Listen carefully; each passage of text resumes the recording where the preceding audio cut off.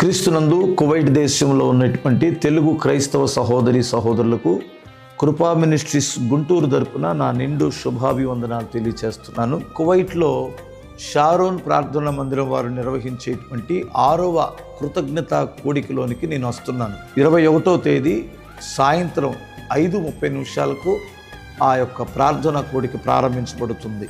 ఈ స్థలం ఎక్కడంటారా? ఈ స్థలం the Indian community school, Salmiya block 10, Kuwait.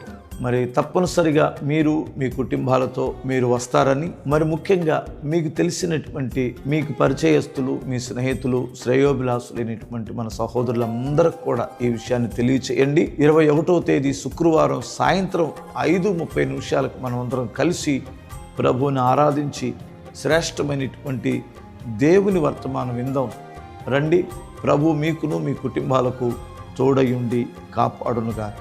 మరొకసారి మీ అందరికీ శుభవందనాలు తెలియచేస్తున్నాను. ఆమేన్.